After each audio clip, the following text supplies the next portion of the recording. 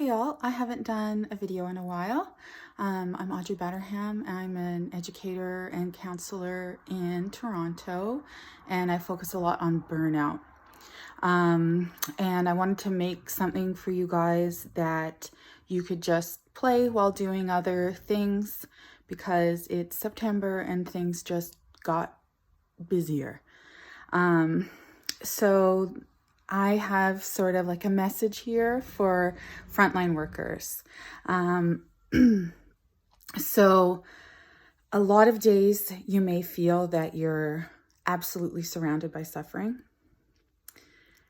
I hope you know that you're making a difference in it all, but it takes a toll, doesn't it? We can't really help what happens to other people, but we can help ourselves. So are your attitudes and actions making things even harder sometimes? Are you contributing to your own suffering? So I'm going to be talking about some of the things you might be doing, and I'll bring some insights in from Amelia and Emily Nagodsky, who wrote the book Burnout. So many of these things are likely things that I've done, and I'm probably not done doing them. As we go through these examples, if you resonate with them and find any guilt or other difficult feelings coming up, please give yourself compassion. These things are so common and so hard to avoid because of how we're raised, what's expected of us, and just all the shit that gets thrown at us. So the first one is like that desire to save people, the savior mentality. So we're not supposed to be saviors in this field, right? This is what, many of us have probably learned by now. But you may think you're not being a savior, but what are you doing then when you show up at work, despite your migraine or your period cramps or whatever, you have sick days and you're not using them? Use your sick days. We can tell ourselves that being a savior is not our role, that we believe in the strength and resilience of our service users, in the fact that they're experts in their own lives. But sometimes we slip in these internal boundaries. And in those times, I think it would be more useful to name out loud that we would really, really like to be saviors. Like, rather than trying to perform objectivity, we would love to be more powerful so that we can reduce the pain we witness and experience ourselves. If we admit that, we can give ourselves compassion about how painful the gap is between what is and the vision of what could be if only we had the right resources, if only people made the decisions that would support their wellness. If we admit it, we can give ourselves compassion about how painful the gap is between the power we want and the power we have. Self-compassion. You probably have a hard time saying no. I've had a hard time saying no to young peer workers. Once, one of my youth called me a pushover. My thoughts were, I just want them to stay engaged, to have a good experience in my program. I want to make their lives easier because their lives are really hard. So I'd reschedule them a lot, let them take long breaks, compensate for them, and it created a lot of extra work for me. So one thing you could be doing is being overly concerned about what managers, colleagues, and clients think of you. Don't hinge your happiness on what you imagine others think of you or what they do or don't do. You know who you are. What they think doesn't matter. You are helping to distract yourself from addressing your own issues. Helping is a really great coping mechanism, actually, really great distraction. But not dealing with your own issues is just adding to your own suffering. Perhaps you aren't taking the pauses you need in your day to get regrounded. Perhaps you're not having enough fun with your clients, with your colleagues, with your loved ones, with yourself. Don't feel guilty for having access to pleasure. That's what life is for. Perhaps you are too hopeful when you should be more realistic. Maybe you're too cynical when you need to rediscover some hope. Perhaps you're too earnestly trying to just fix things. Sometimes what people just need from us is to listen and be there for them. So if you're going into fix-it mode instead, then that really affects your relationships. It makes them harder, contributes to suffering for yourself and for them. So perhaps you're resistant to what is right now.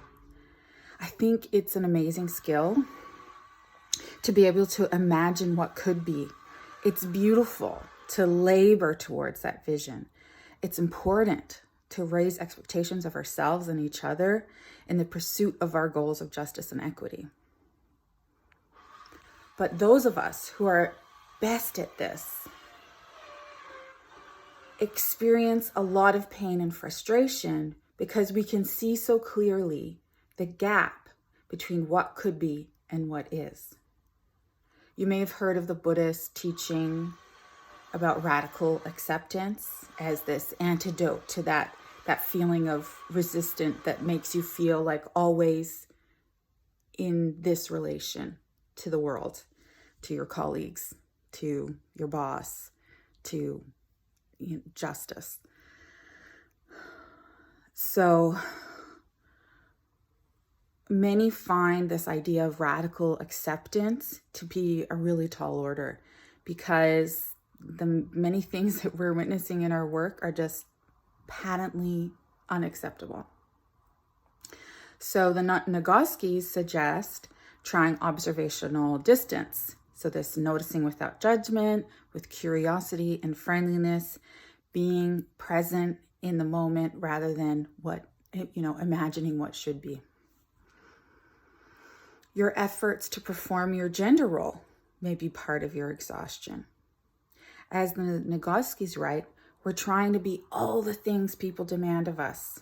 If you're a man, you may be trying to be this strong, stable rock for others to lean on.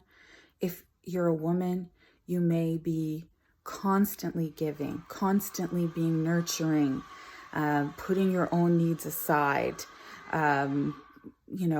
always being kind and nice and managing your tone and your expression and all of that kind of thing. It's tiring. So perhaps you approach self-care as another chore to be completed because now we're in this culture, whereas the Nagoski say, wellness is a goal everyone should strive for.